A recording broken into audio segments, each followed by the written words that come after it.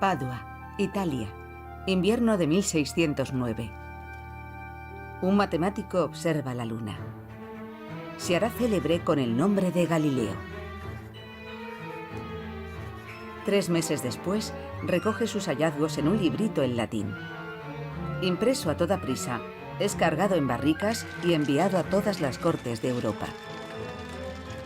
Este libro iba a cambiar la faz del mundo. Su título, Sidereus Nuncius, el mensajero de las estrellas. En 2005, un ejemplar único le llegaba a un importante marchante de libros de Manhattan. El milagro es posible. Su particularidad, estaba firmado por el propio Galileo y además incluía acuarelas pintadas por el sabio de las fases de la luna en vez de grabados al aguafuerte. Apenas apareció, el ejemplar fue autentificado. El mercado del libro antiguo enloqueció y su precio se disparó. Estamos hablando de millones de dólares. El mercado tenía motivos para enloquecer, pero era una falsificación, la más original jamás imaginada. El cerebro detrás de todo esto era un italiano, Massimo De Caro. ¿Artista genial o simple falsificador? ¿Cuál había sido la motivación de Massimo De Caro? ¿Cómo había alcanzado semejante perfección? ¿Y cómo un escéptico experto pudo demostrar que el libro era falso?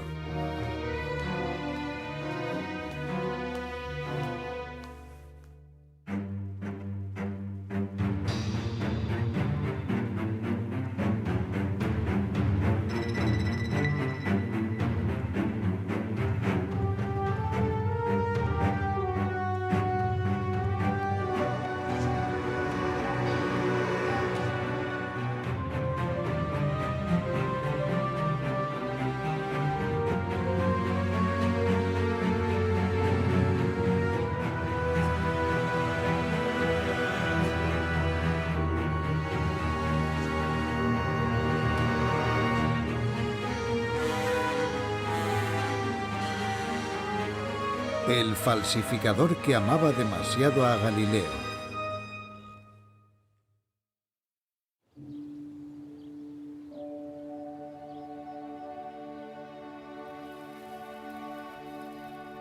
Verona, hoy.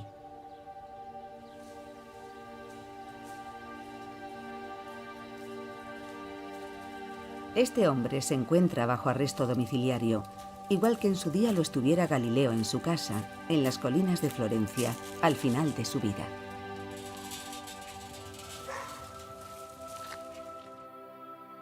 Galileo. Galileo. Galileo. Galileo. Galileo. Galileo. Galileo. Galileo. Galileo. Galileo. Galileo. El científico italiano ha sido su héroe, su única pasión desde que tenía 8 años. La historia de las observaciones al telescopio de Galileo es la historia de la pasión de un hombre, de su deseo, el deseo de Galileo de observar mundos que nadie había observado antes. Galileo no inventó el telescopio, simplemente mejoró su potencia y, sobre todo, fue el primero al que se le ocurrió dirigirlo hacia el firmamento. Imaginemos esa casa veneciana de Padua, en invierno, en diciembre de 1609, con un viento helador que penetraba hasta los huesos.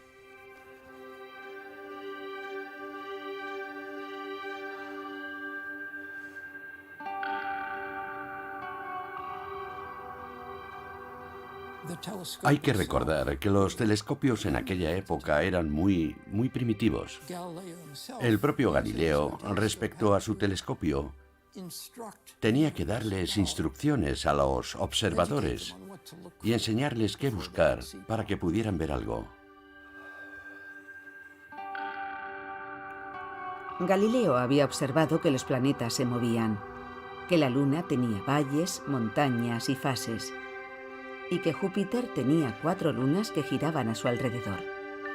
El científico italiano describió todas esas observaciones revolucionarias en una obra única, el Sidereus Nuncius.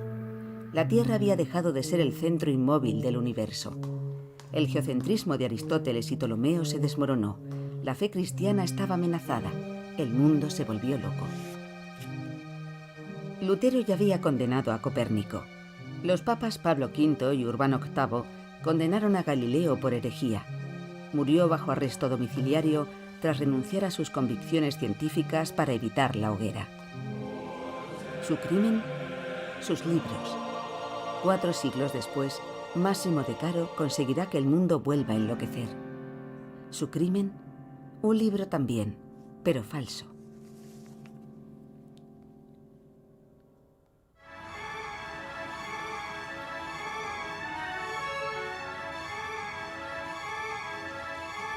París es, junto con Nueva York y Milán, una de las capitales del mercado de libros raros. El libro tiene una naturaleza especial. Nosotros no hablamos de coleccionistas de libros, hablamos de bibliófilos. La relación que podemos tener con el placer de la lectura es una relación sumamente íntima, casi amorosa. Creo que totalmente es una relación de amor, que fundamentalmente es una relación de amor. El librero se enamora de un libro distinto cada día. Y te enamoraste y no sabes por qué. A veces te enamoras de un libro porque es indefenso, porque está lastimado, porque te lo llevas a la terapia intensiva para ponerlo otra vez en condiciones. Y no sabes por qué.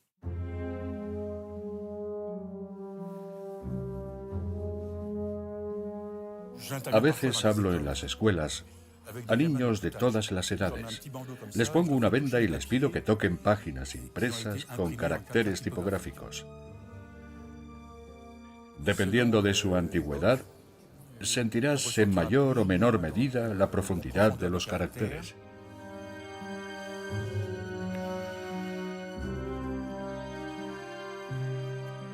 Otra habilidad que desarrollan los especialistas es valorar los libros solo con el olfato. No es fetichismo. Realmente se puede sentir si se ha aplicado cola recientemente, y eso te alerta del hecho de que su encuadernación haya sido restaurada. Un papel del siglo XV no tiene el mismo tacto o el mismo tipo de flexibilidad que el papel de los siglos XVI o XVII. Aprendes a percibir la calidad del papel e incluso a oír las diferencias pasando sus páginas. Cuando un libro está hecho con papel de lino, el papel cruje, suena, es una sinfonía. Desprende aromas a tabaco, a chocolate. Es su bouquet. Es como si estuviéramos hablando de un gran reserva. La diferencia es que el papel antiguo tiene alma. El papel moderno es frío. Es un soporte, mientras que el papel antiguo no es solo un soporte. El papel antiguo es el alma del libro.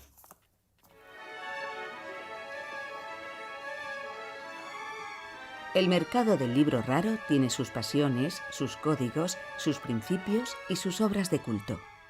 Algunos libros son auténticos iconos culturales, como el primer Shakespeare, la Biblia de Gutenberg, los Principios de Newton, el Sidereus Nuncius de Galileo. Todos son libros que se han convertido en símbolos del saber.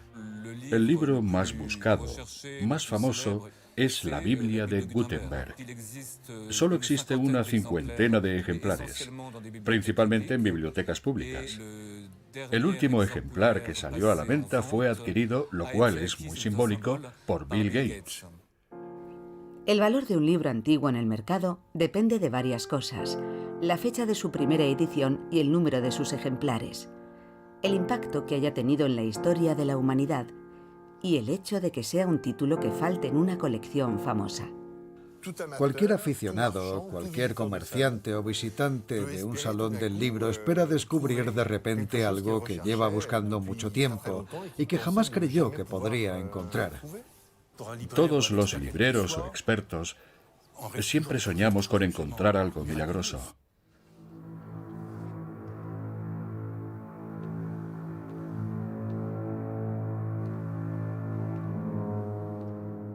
Para un historiador es muy emocionante descubrir un documento nuevo. Yo mismo he encontrado documentos nuevos y debo decir que vivo para ello.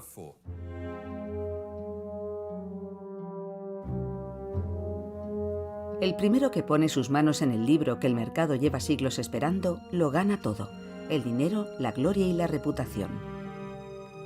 Posiblemente eso fue lo que pensó uno de los libreros más importantes de Manhattan.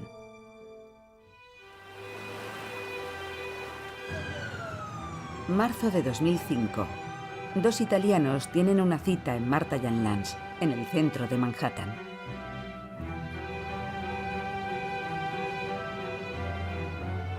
Filippo Rotundo y Massimo De Caro son dos eruditos, marchantes y apasionados de los libros raros.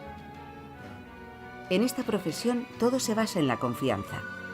Richard Land es muy respetado en el pequeño mundo de los marchantes de libros raros y Massimo De Caro no era un desconocido para él. Ya habían hecho antes negocios juntos.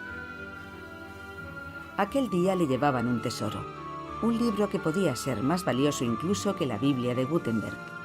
Una edición rara de Galileo, el Sidereus Nuncius, impresa en 1610, con la firma del sabio en la página del título y el sello de la Academia de los Linces a la que perteneció Galileo. Pero lo que realmente lo hacía único eran, en vez de los aguafuertes de las lunas, 5 acuarelas que habrían sido pintadas por el propio Galileo. A la vista del entusiasmo de Richard Land, los italianos tienen la impresión de que será muy rápido. Pero antes tendrán que hacer un pequeño recorrido por Europa.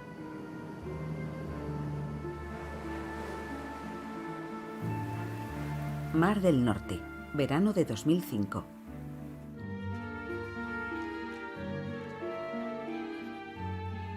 Horst Bredekamp, uno de los mayores expertos en Galileo del mundo, recibe el correo electrónico de su vida. Yo estaba de vacaciones cerca del Mar del Norte, donde me retiro en agosto para escribir mis libros. Y recibí un correo electrónico con un archivo adjunto. Abrí ese archivo y contenía una página del Sidereus Nuncius, en la que no había un grabado, sino una ilustración. Me dejó totalmente perplejo que llevara un dibujo en lugar de un grabado.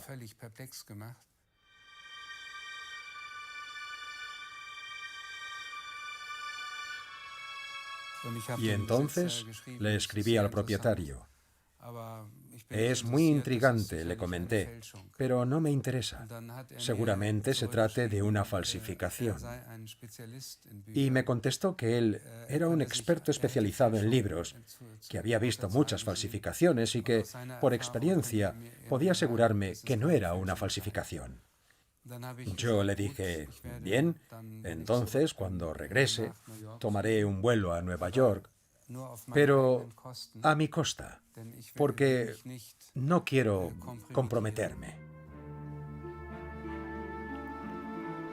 Al mismo tiempo, Richard Land se puso en contacto con el gran erudito Owen Gingerich, profesor emérito de Harvard, investigador de astronomía y de historia de las ciencias y especialista en Kepler, Copérnico y Galileo.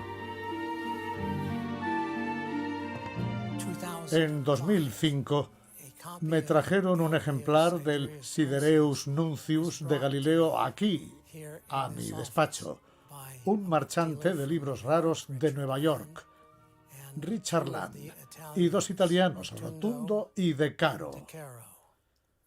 Richard Land abrió el libro y vi que llevaba la firma del propio Galileo en la portada. Sin duda parecía auténtica.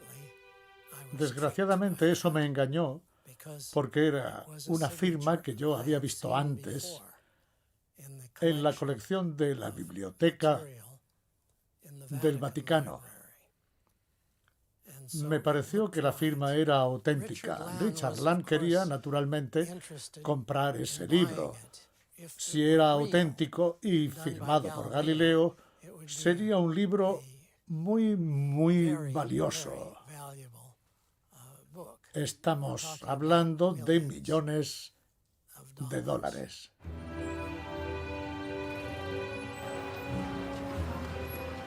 Horst Bredekamp llegó a Nueva York y se sumó al baile.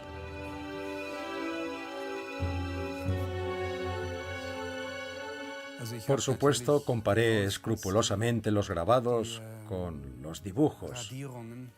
y se parecían extraordinariamente. El erudito alemán llevaba mucho tiempo estudiando los dibujos de lunas de Galileo. En el ejemplar de Lann observó en las acuarelas un rastro negro que parecía alquitrán. Y pensó que ese trazo pudo ser la matriz usada para reproducir los dibujos. Cuando me di cuenta de que estaba viendo algo que muy poca gente podría reconocer, pensé que esa podía ser la prueba de que no era una falsificación. Y a partir de ahí todo cambió y pensé, no es posible que tenga ante mí el ejemplar original de Galileo.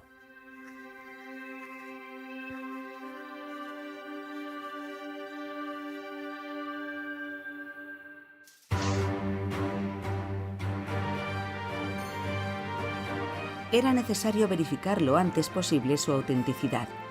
En pocos días, la élite de los expertos del mundo se puso en marcha. Owen Gingerich por Harvard, Horst Bredekamp por Berlín y Paul Needham por Princeton.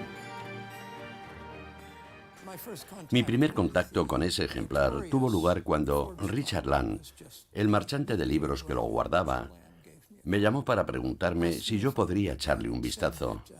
Me dijo que ya le había hablado a Horst Bredekamp de los dibujos de la luna que contenía el libro y él quería que yo lo viera. Fue en ese momento cuando lo vi por primera vez.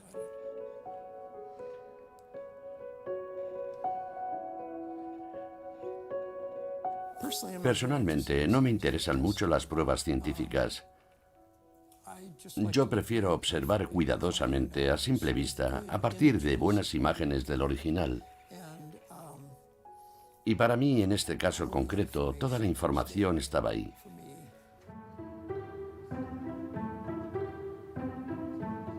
Aunque Paul Needham no tenía ninguna duda sobre la autenticidad del libro, Horst Bredekamp iría un poco más lejos. Descubrió, como un detective, huellas en algunas páginas y comenzó a pensar que tal vez pertenecieran al propio Galileo. Decidió ir a Florencia, donde se guardan sus reliquias. En un momento dado, intentamos extraer el código genético de esas huellas dactilares para compararlo con el dedo corazón de Galileo, que se guarda en Florencia como una reliquia. Tratábamos de comprobar si esto y esto eran las huellas de Galileo. Pero el análisis del código genético de Galileo impidió que el científico alemán siguiera soñando. Pero fue espectacular constatar la proximidad que podemos tener con los personajes históricos. Es como si estuviéramos allí, mirando por encima de sus hombros. Es un aspecto fascinante de la investigación de los libros históricos. En menos de 2 años, Bredekamp y Needham examinaron más de 80 ejemplares del Sidereus Nuncius, página a página, letra a letra, para elaborar un árbol de errores. Pero en el siglo XVII no era raro que las primeras ediciones contuvieran errores. Podía haber errores tipográficos, ¿por qué no? Previos a las correcciones, ¿por qué no? En esa época ninguna impresión era definitiva. Los impresores, después de cada tirada, revisaban el trabajo con los correctores.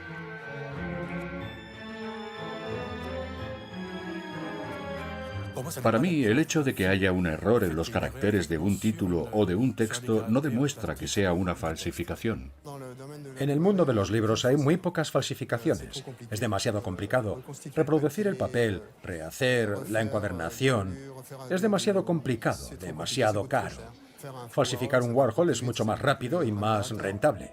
En el mercado de libros raros apenas hay falsificadores, y los que hay se contentan con algunas páginas perdidas de una edición excepcional o un par de cartas de una correspondencia famosa. Hace unos años aparecieron unas cartas de Cristóbal Colón impresas en Roma que muy probablemente eran falsas. Yo las tuve en mis manos y no pude decidir si eran una falsificación o no, así que se las devolví al vendedor. Yo no sabía qué decir, sobre todo porque la procedencia era extraordinaria, de la biblioteca de Fernando Colón, hijo de Cristóbal Colón. No me lo podía creer. Si eran falsas, valían 200 euros. Si eran buenas, valían 1 millón. No es lo mismo. Entre 2006 y 2008, Bredekamp y su equipo publicaron su investigación sobre el Sidereus Nuncius en 2 volúmenes. Los investigadores continuaron su investigación y los marchantes sus negocios. Todo iba bien en el mejor de los mundos posibles. Richard Land, confiado en la autenticidad del libro, podía pagar $450.000, sabiendo que su tesoro valía varios millones. Sin embargo, habían sido engañados, embaucados todos y cada uno de ellos. ¿Por qué? Porque todos esperaban el milagro que Máximo tuvo la genialidad de concebir. Porque a ninguno se le ocurrió que fuera posible falsificar un libro entero. Porque el entusiasmo les nubló la razón, incluso a los eruditos más rigurosos. Yo les di exactamente lo que ellos querían ver.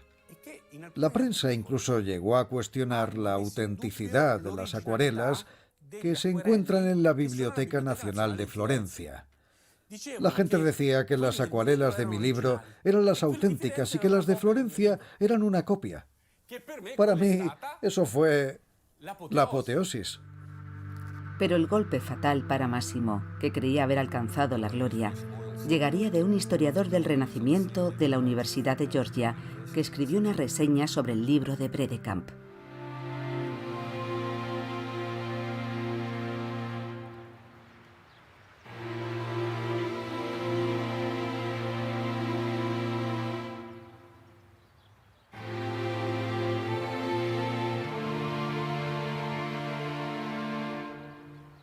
El libro, el original, el Sidereus Nuncius auténtico, es este.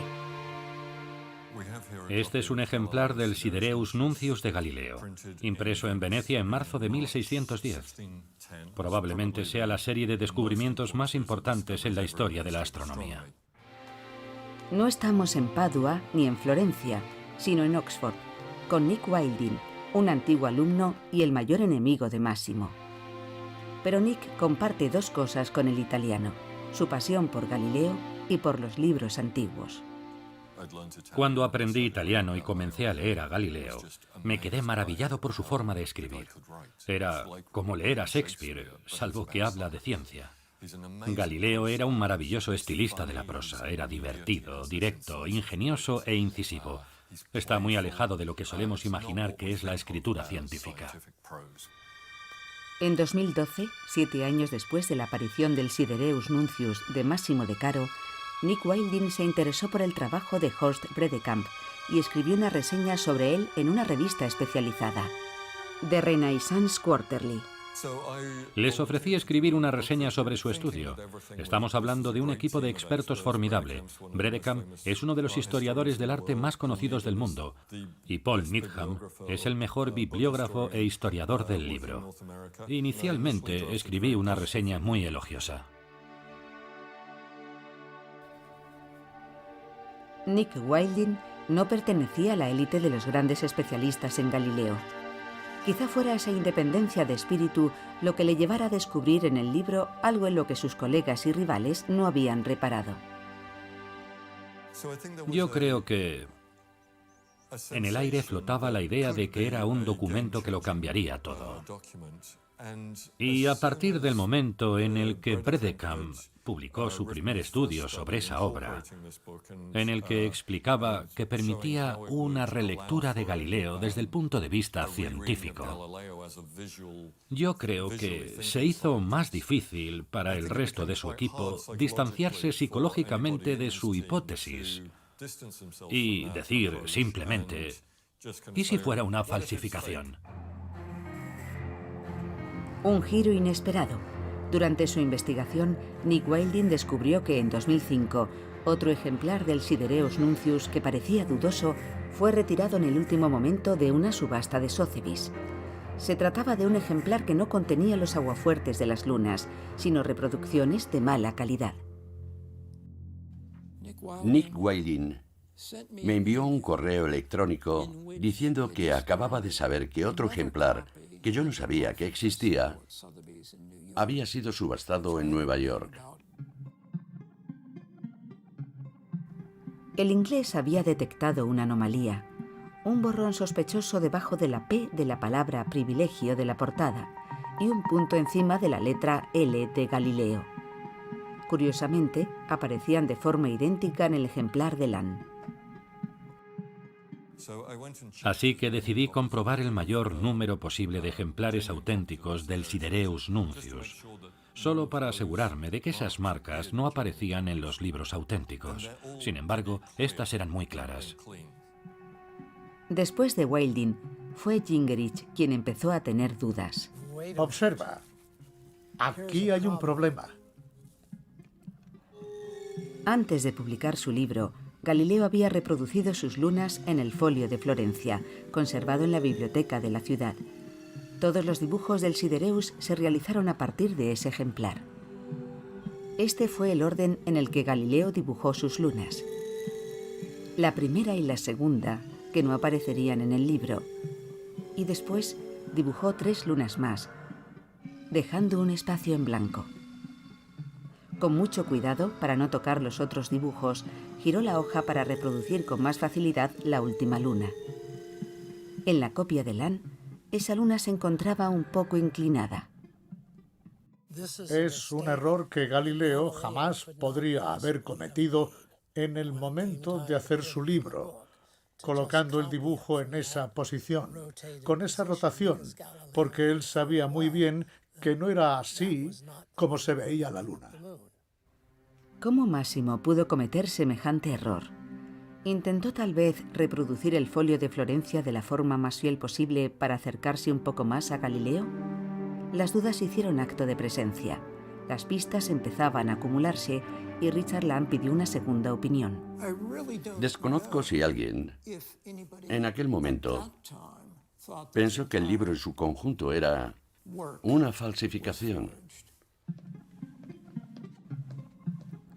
En Berlín lo investigan en profundidad. Expertos de 14 instituciones diferentes examinan la copia de Lann desde todos los ángulos posibles. El análisis microscópico del papel revela la presencia de restos de algodón. Anacrónico, mi querido Watson, porque a principios del siglo XVII solo se usaba cáñamo y lino para la fabricación de papel. La ciencia fue categórica. Era una falsificación. Solo faltaba la condena mediática. Llegaría a finales de 2013 en un artículo del New Yorker.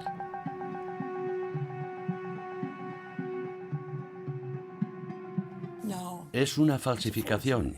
Se acabó. Es una falsificación, quizá un nuevo tipo de falsificación. Evidentemente es un falsificador muy hábil. Hasta el final, yo seguí pensando que no podía ser una falsificación.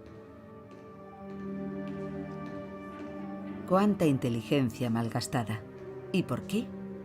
Porque un día a un hombre se le ocurrió un negocio fabuloso. ¿Quién era Máximo antes de convertirse en el gran Decaro? Solo un niño curioso, hijo de un profesor de filosofía y una profesora de historia, que un día cogió en la biblioteca de su abuelo una enciclopedia y la abrió por el artículo de Galileo. Como muchos niños, soñaba con ser astrónomo. Debo mi amor por Galileo a mi abuelo materno también, porque entonces él tenía en su casa una vieja enciclopedia, Conoscere, y recuerdo que uno de los personajes que me fascinó inmediatamente fue Galileo Galilei. Su curiosidad juvenil se convirtió en pasión, su pasión en obsesión, y la obsesión le hizo audaz, cada vez más audaz, como lo había sido Galileo, considerado un temerario en su época, demasiado temerario. Al principio, Máximo, un joven marchante de libros antiguos, trapichea, encuentra los mejores sitios y los buenos negocios terminan por llegar. Como cualquier principiante, quería ganar dinero, pero solo para satisfacer su gran pasión, hasta que un día, por casualidad, descubrió que podía hacerse rico. Eso fue lo que le pasó a Máximo cuando un librero de Turín le ofreció 8.000 euros por un ejemplar del ensayador de Galileo que había encontrado en el sótano de un amigo de Orvieto. Aún no sabía que algún día vendería un Galileo por $450.000. Su lado Gordon Gekko el héroe de Wall Street, acababa de nacer. A su pasión se sumó la codicia, llevándole hasta Argentina, el país en el que haría su fortuna.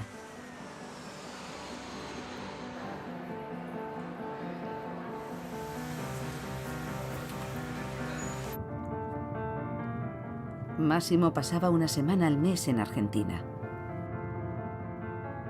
Entre los años 2002 y 2005 gané millones de euros, porque lo que compraba por muy poco en Argentina lo revendía por mucho en Italia y Estados Unidos.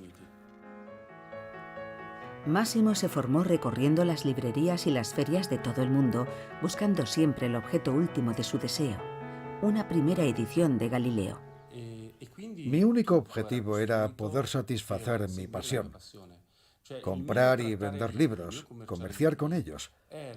Todo surgía de mi pasión por los libros antiguos, pero sobre todo intentaba ganar dinero para comprar libros de Galileo.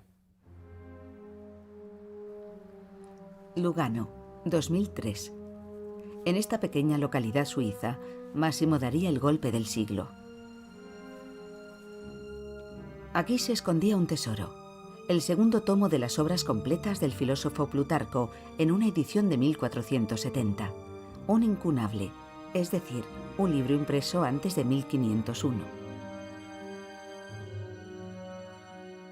Mientras investigaba ese libro descubrí que en la Biblioteca del Vaticano estaba el primer volumen de esa obra.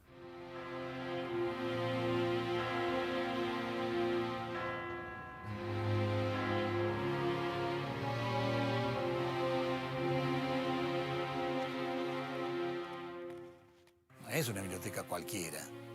Es la biblioteca antigua más importante del mundo. Cuando aparece el ejemplar que falta en una colección, su valor se hace inestimable. Es un poco como la historia del vaso de agua. ¿Cuánto cuesta un vaso de agua aquí y ahora? ¿Pero cuánto vale en el desierto? Máximo organizó entonces un trueque espectacular con el cardenal Mejía, director de la Biblioteca del Vaticano.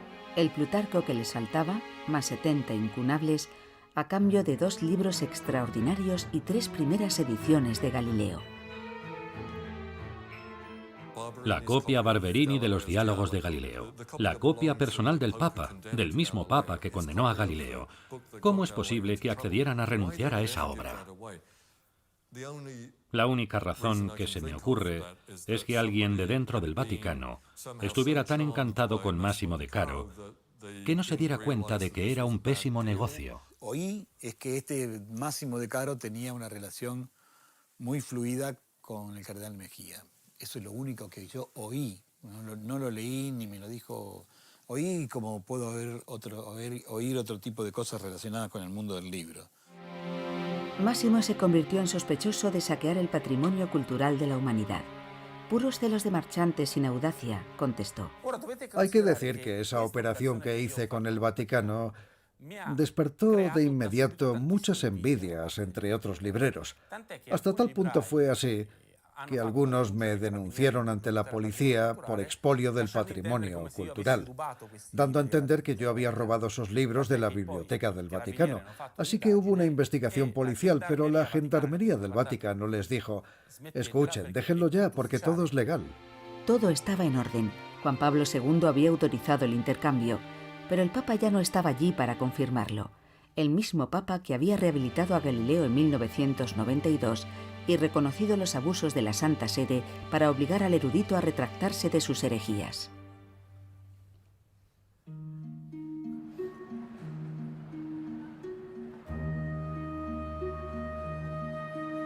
Buenos Aires, la ciudad de Borges.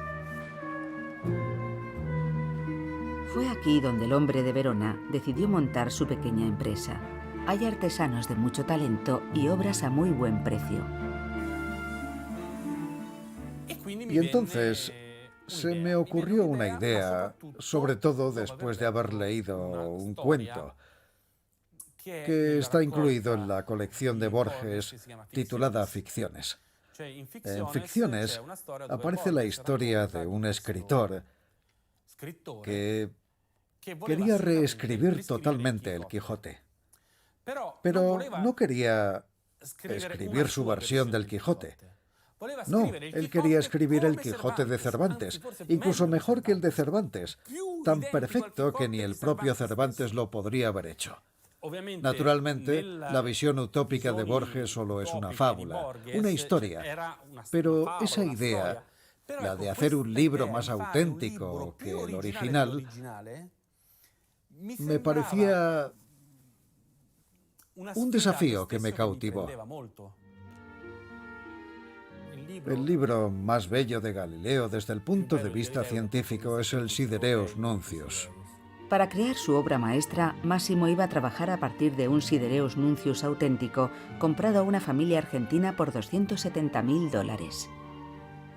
Como era mío, lo cogí, lo desencuaderné y lo abrí, para poder copiar no solo la filigrana, sino también para poder copiar todas esas líneas horizontales que atraviesan la página.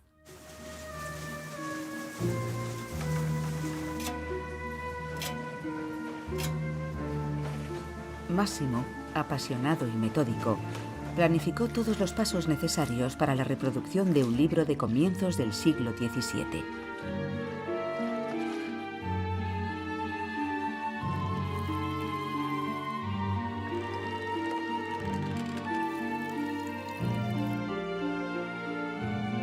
Su primer desafío sería reproducir un papel auténtico del siglo XVII, incluida la filigrana. Y reproducir una filigrana no es una tarea fácil, porque la filigrana, la firma del fabricante de papel, es un alambre de hierro cosido al molde. Nunca he oído hablar de nadie que hubiera fabricado un papel falso. Hasta donde yo sé, es la primera vez que alguien ha intentado falsificar la filigrana del papel. Hay que reconocer que De Caro tuvo una gran idea. Esa falsificación tenía filigranas que eran auténticas. Es posible falsificar una filigrana, pero menudo esfuerzo. Para reproducir los grabados al aguafuerte, Massimo recurrió a un joven artista de Buenos Aires. Así, a simple vista, parece perfecto. Es idéntico al del libro de Galileo. El problema era que, cuando colocaba la plancha para estampar este grabado sobre el libro, puedo asegurarte que el resultado era deprimente. Fue así como me di cuenta de que era imposible imprimir el nuncio con las lunas.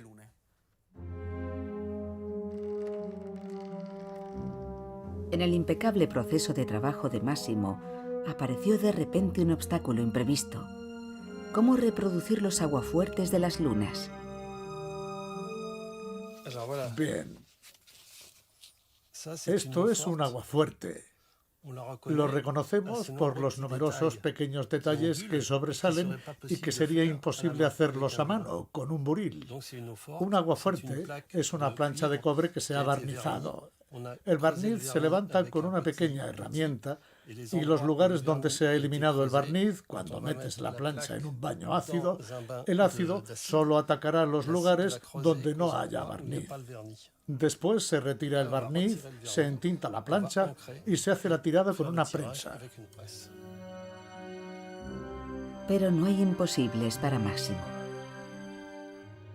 Fue en ese momento cuando mi amor, mis conocimientos sobre Galileo, acudieron una vez más en mi ayuda, porque recordé que en la correspondencia de Galileo hay una carta de 1610, una carta de Galileo al secretario del Gran Ducado de Toscana, que dice: le envío unos ejemplares del Nuncius.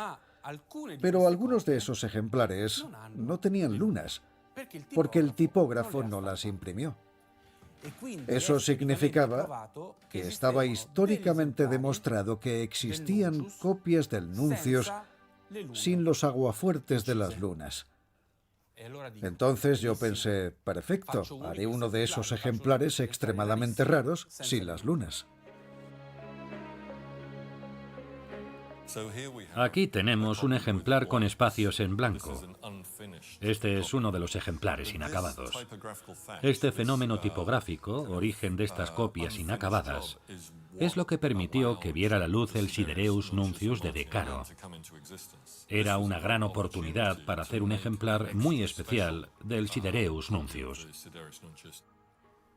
Si yo reproducía las lunas como acuarelas y ponía una nota manuscrita en la portada, lo cual significaría que había pertenecido a Galileo, todo el mundo se lanzaría a considerar la autenticidad de la escritura y de las lunas, y de esa forma no le prestaría más atención a la autenticidad del libro.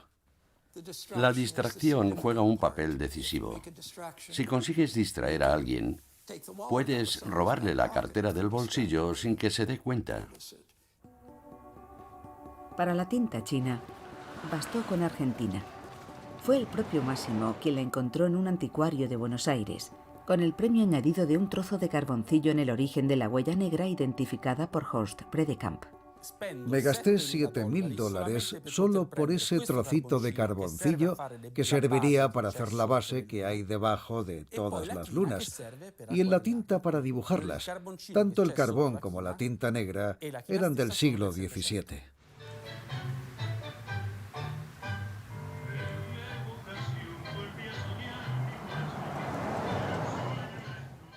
Así fue como el artista argentino hizo las lunas. Cogimos una botella de vino que tenía en mi bodega en Buenos Aires, acompañado de un pata negra, un jamón muy bueno español y un poco de queso. Fue una noche muy divertida porque me gustaba que la broma que estaba preparando fuera cada vez más atrevida. Para hacer los círculos de las lunas, usamos unas copas de vino.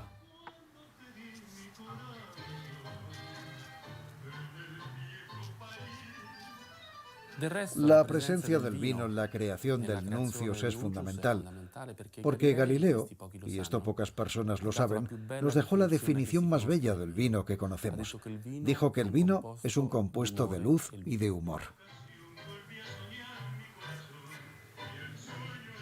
El color de la luna no le gustó a Máximo. Todo se resolvería entonces en la cocina. Decidieron meter la luna en el horno a 120 grados, rociada levemente con un poco de ácido clorhídrico. Porque con el ácido clorhídrico evaporándose, cada minuto que pasa, la tinta y el papel envejecen 10 años. Con un simple sello, estampó la marca de la Academia de los Linces como prueba de su procedencia. Solo faltaba escanear sus 37 páginas, trabajar con un diseñador gráfico para comprobar el espacio entre las letras y reconstruir incluso los extremos borrosos de algunas. Un trabajo titánico. Esa persona tuvo que revisar letra a letra y rellenar los huecos que el escaneo había dejado en el interior de algunos caracteres. Faltaba muy poco. Pero, ¿cómo se podía reproducir el relieve de los caracteres en el papel? La tecnología moderna ofrecía una nueva solución, y a De Caro se le ocurrió la idea de utilizar la técnica de las planchas de fotopolímero. Las planchas se hicieron con fotopolímero. A diferencia del original, que estaba formado por un conjunto de tipos móviles individuales, nosotros sacábamos cada vez una plancha que reproducía toda la página. Eso nos permitió conseguir una característica fundamental, que era el relieve. De todos los artistas reclutados por Máximo, el único que no era argentino fue el encuadernador. Para eso regresó a Italia. Yo tenía una encuadernación original de tapa muy bonita de un libro de 1650 que era perfecta para el Nuncius. Perfecta salvo por una cosa. El Nuncius era demasiado delgado para esa encuadernación. Así que decidí unir al Nuncius un libro original. Es decir, una parte de la edición de las obras de Galileo impresas en Bolonia en 1656, que era la continuación del Nuncius. Porque imagínalo, tiene sentido. Imaginemos que quien encontró ese libro tuvo la idea de encuadernarlo con el libro que era su continuación, y esa obra estaría solamente publicada en 1656.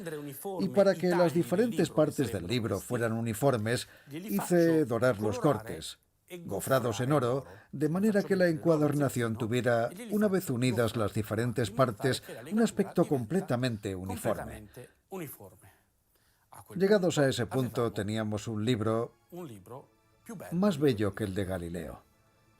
Yo había logrado hacer una cosa más original que el original de Galileo. Creo que el falsificador fue muy cuidadoso con los aspectos materiales, el gofrado de las páginas, la idea de unir el libro a otra obra de Galileo, la imitación del papel y la filigrana. Todos esos detalles fueron pensados para engañar a los expertos. Imaginemos la felicidad del falsificador que ha conseguido engañar a los mejores especialistas del mundo con su miserable superchería. Es extraordinario. Se percibe ahí su deseo de brillar, de demostrar su erudición, de humillar a los demás con su saber. Hay algo en todo eso tan vanidoso que resulta cómico. Yo no creo que se hayan podido hacer falsificaciones totalmente perfectas de una obra tan importante como la de Galileo, por ejemplo. Esta es una excepción. En cierto modo, era una buena falsificación. La falsificación es un acto criminal cuya intención es engañar para obtener un beneficio económico. Pero en este caso no está muy claro cuál es el delito. De Caro dijo claramente que para él era una broma. Si me preguntaran, ¿te arrepientes del Nuncius? En absoluto, porque no lo vendí como auténtico. Yo lo considero como una gran prueba de amor por Galileo y de amor por ese libro. Massimo asegura que solo gastó $150.000 para hacer la obra de su vida, aproximadamente el mismo dinero que le habría costado el libro en gastos en viajes, comidas y mano de obra. Supuestamente, su socio se quedó con el resto. De hecho, él nunca fue denunciado ante la justicia por falsificación. Ahora acaba de ser condenado a prisión por robo. En efecto, ironías de la historia. Massimo ha vivido bajo arresto domiciliario durante 7 años, pero por otro asunto. Fue juzgado y condenado en 2012 por robo de libros, mientras era director de la Biblioteca Girolamo de Nápoles, un lugar importante del patrimonio cultural italiano. Aunque en el juicio reconoció que había hecho algo ilegal y que estaba dispuesto a pagar por su delito, explicó que su única motivación fue encontrar fondos privados para salvar este templo de la cultura que amenazaba ruina. En cuanto al falso Sidereus Nuncius, yo supongo que será un delito, pero yo lo considero un delito inmensamente menos grave que el robo de esos libros, que para mí es un auténtico crimen, una verdadera violación del patrimonio cultural. En el mundo de los falsificadores no todos son iguales. Hay falsificadores que imitan y falsificadores que crean. Massimo De Caro es un falsificador creador. Esa es la gran tragedia de cualquier falsificador que trabaje de esa manera. Es decir, no por el dinero, sino por el reconocimiento, aunque siempre teniendo cuidado de no ser reconocido. Es un círculo vicioso. Eso significa que está atrapado. Quiere demostrarle al mundo que es más listo que los especialistas, que él es el verdadero especialista. Pero solo puede demostrarlo si se descubre su falsificación. Por eso existe un poderoso vínculo entre el falsificador y quien lo desenmascara respetuosamente. Psicológicamente son indistinguibles. Sin duda existe una relación psicológica entre De Caro y Wilding. Todos compartimos la misma admiración por Galileo, pero en mi opinión, admirar a Galileo no te da derecho a inventar nuevos documentos que te gustaría que él hubiera escrito. Si quieres escribir una ficción sobre Galileo observando la luna, no hay problema, hazlo.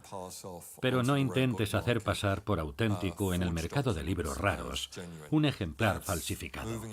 Más que admiración, eso es locura. Si tomamos como ejemplo la Divina Comedia, yo pondría a Bredecamp en el paraíso y a Wilding, sin dudarlo, en el infierno. Según De Caro, por las cartas que me escribió, él hubiera preferido que fuera yo quien lo desenmascarara en vez de Wilding, porque él cree que existe una especie de armonía espiritual entre nosotros.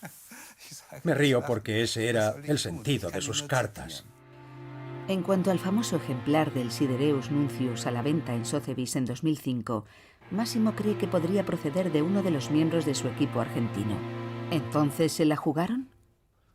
Si nunca se hubiera hecho ese otro ejemplar, creo que habría sido mucho más difícil detectar que el ejemplar de Martin Land era falso.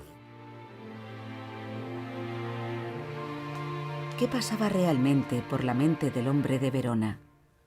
¿Quería demostrar que era el falsificador con más talento de todos? ¿Ganar dinero?